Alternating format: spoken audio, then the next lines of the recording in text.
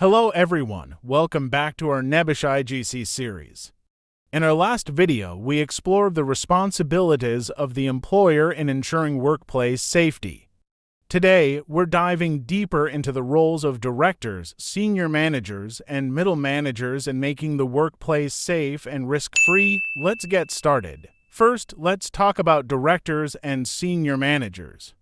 What role do directors and senior managers play in ensuring a safe workplace? Directors and senior managers give an organization its direction and set its priorities. In effect, they control the corporate body. They are responsible for ensuring that all of the legal requirements that rest with the employer are met. Directors and senior managers shape the direction and priorities of an organization. Think of them as the architects of workplace safety policies. They don't handle the day-to-day operations but set the strategies and allocate resources. So, what exactly are directors and senior managers responsible for? 1. Creating and implementing a strong health and safety policy. 2. Adequate resources are allocated to establish, implement, and maintain the health and safety management system. This includes sufficient funding to deliver the objectives in the policy, but also competent personnel to assist in the delivery of the policy objectives. 3.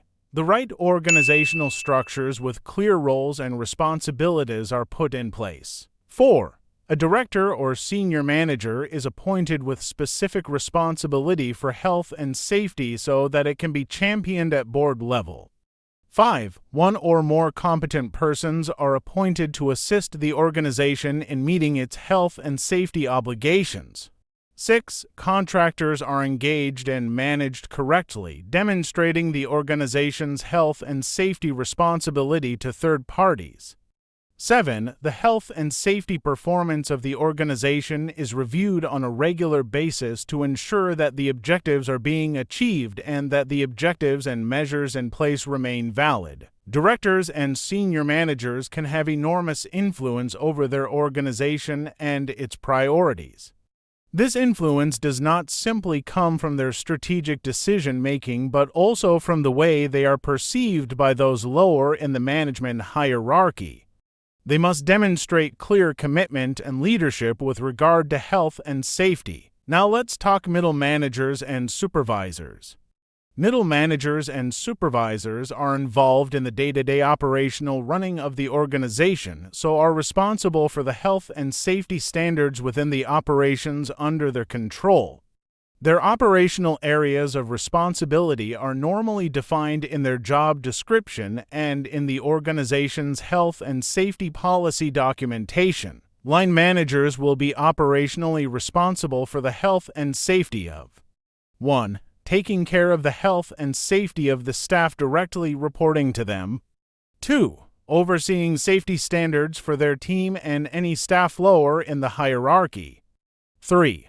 Ensuring that all activities and areas under their control comply with safety protocols. Middle managers and supervisors are the bridge between policy and practice.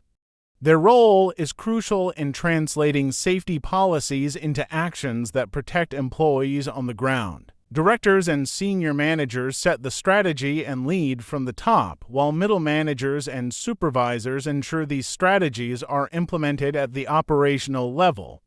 Together, they create a cohesive system that prioritizes health and safety for everyone. Thanks for watching the video. If you found this video helpful, give it a thumbs up and remember, safety starts with you. See you in the next video.